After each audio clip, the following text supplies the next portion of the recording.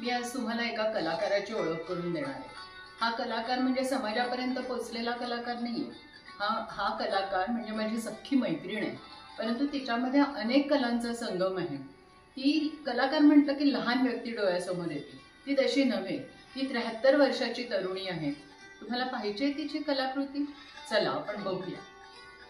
जयश्री, काय करते हे तू?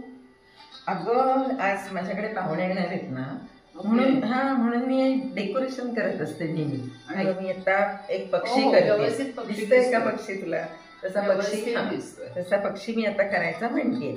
तर हे आता जे आपल्याकडे अवेलेबल आहे ते करायचं आपण। जयश्री, फ्लॉवर अरेंजमेंट पण छान झाली आहे ग।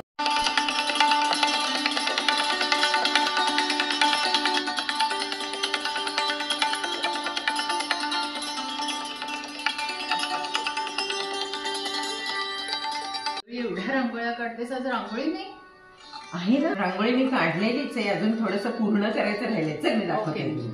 चल। अरे वा, पूर्ण करतेस का? हा, आता काही ह्याच्यात नारळाची झाडं काढली आणि एवढं झालं की मी मुद्दाम इथे बाहेर बसून काढता येत नाही ना जमिनीवर, म्हणून मी अशी बसून काढते नाही।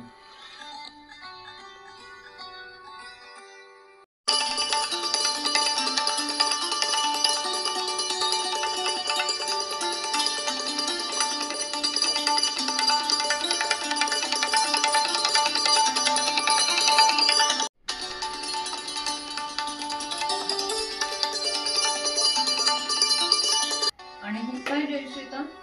आपल्या पार्टीची डेकोरेशन ते तर मेन आहे सगळं। हे आता मी अशी नारळाची झाडं। ओके। आणि जयश्री, हे कलिंगडाचे बास्केट पण काय मस्त आयडिया आहे ग।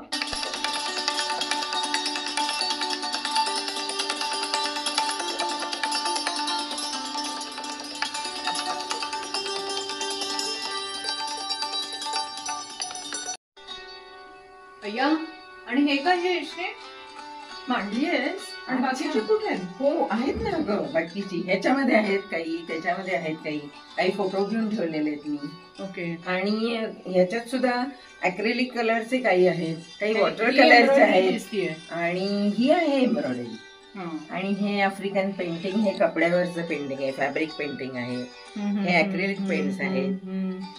हे असं सगळ्याचे थोडे थोडे थोडे थोडे काढले म्हणून।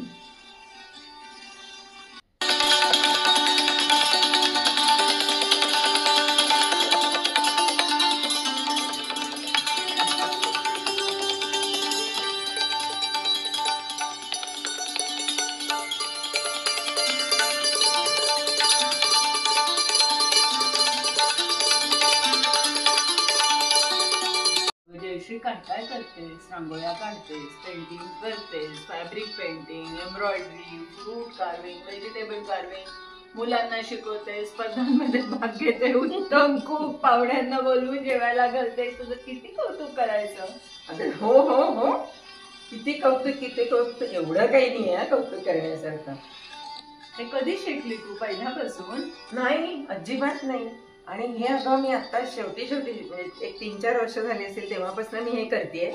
कारण की सगळी मुलांची शिक्षण झाली, मुलं मार्गी लागली, नोकऱ्या सुरू झाल्या, मग माझ्यापाशी वेळच वेळ राहिला आणि मग मला काय करावं सुचत नव्हतं। मग असं वाटायला लागलं की काय डिप्रेशन मध्ये जातोय का काय, काही आजारपणा चालू होणार नसलेली। मग तेव्हा मला वाटायला लागलं की आपण काहीतरी आपल्या हॉबीज आता सुरू करायला पाहिजे। आणि तुला सांगते, हे जेव्हा मी सुरू केलं ह्याच्यातलं काही आणि मला जसं जमायला लागलं तसं मला इतका आनंद झाला आणि काहीतरी आपल्या हातनं चांगली निर्मिती होतीये ह्याचा मला खूप म्हणजे आश्चर्यही वाटलं आणि आनंदही एका वेळेला झाला।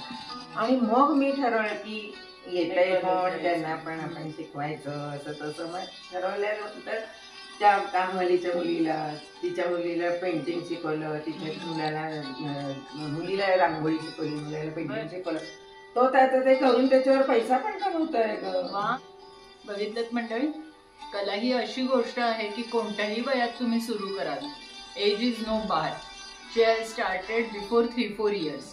Now she is running 73. मी तर इन्स्पिरेशन घेतलं, तुम्ही घेणार?